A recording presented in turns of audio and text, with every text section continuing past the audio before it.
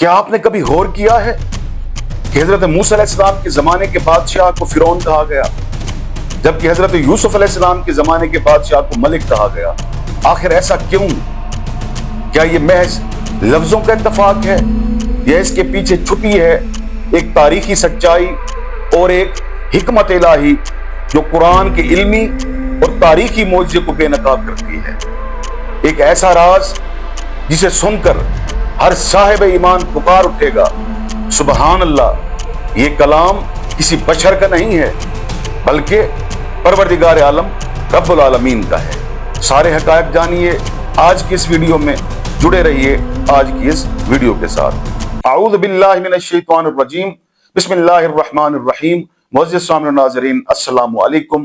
جیسا کہ آپ جانتے ہیں کہ آج موضوع گفتگو قرآن کی ایک حقیقت، قرآن کا ایک ایسا معجزہ جسے سن کر انشاءاللہ ملت اسلامیہ کے ایمان میں اضافہ ہو جائے گا۔ یہ ریٹنگ بڑھانے کے لیے الفاظ نہیں ہیں، خدا کی قسم پروردگار عالم کا جو کلام ہے وہ ہے ہی ایسا کہ جسے سن کر، جس کے ایک ایک لفظ کو سن کر ایک مسلمان، ایک مومن کا ایمان تازہ ہو جاتا ہے۔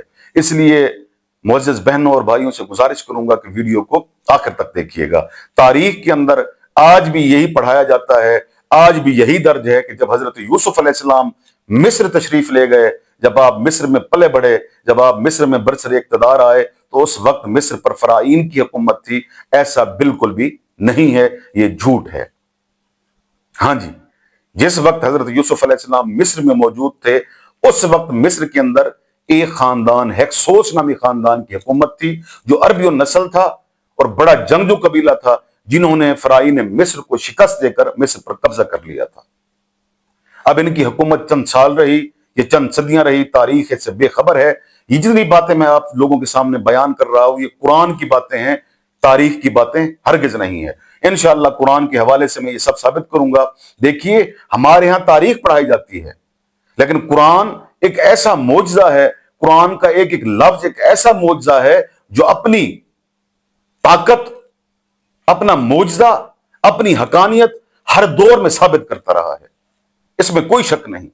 اس لیے پروردگار عالم نے سورہ یوسف کی آیت نمبر 54 میں واضح طور پہ ارشاد فرمایا۔ نوجوان دوستو توجہ کیجئے گا، پروردگار عالم ارشاد فرماتا ہے، بسم اللہ الرحمن الرحیم، وقال الملک ایتونی بہ استخلصہ لنفسی۔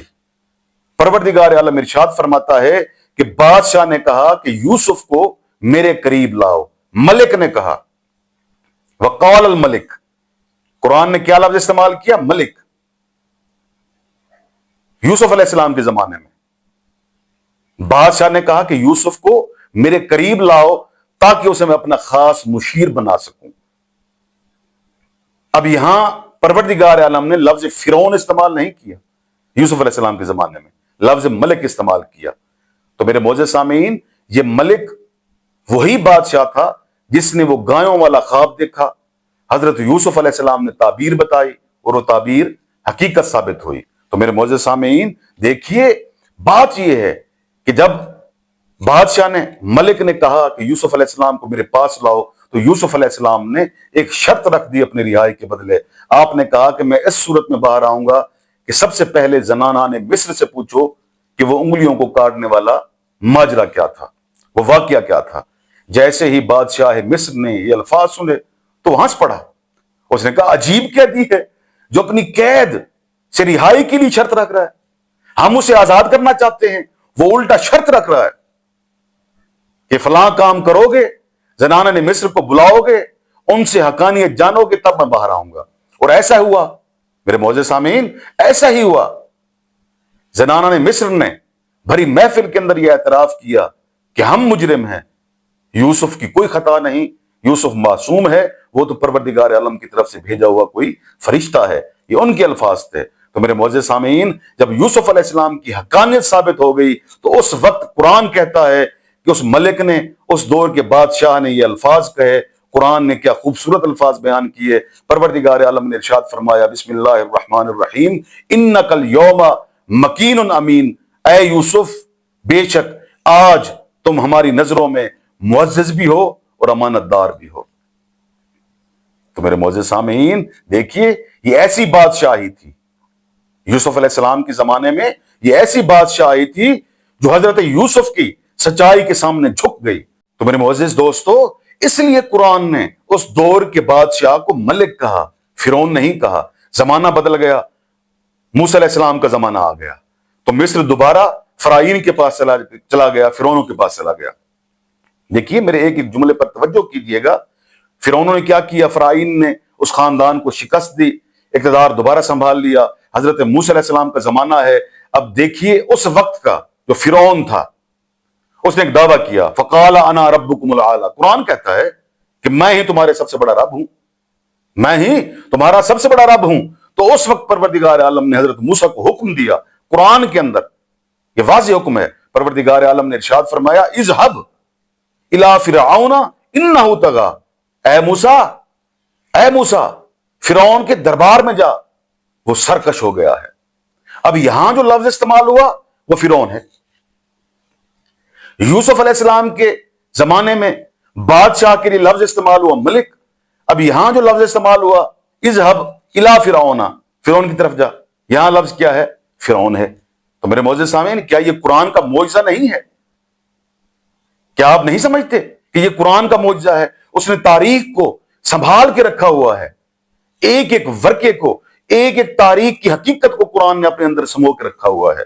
तो मेरे मोअज़्ज़िज़ सामीन, देखिए, फिरौन किसी एक शख्स का नाम नहीं है। आप क्या समझते हैं कि फिरौन किसी एक शख्स का नाम है? नहीं, बल्कि गरूर, खुदाई दावे, जालिम और जाबिर सिफ्त रखने वाला हर शख्स फिरौन है।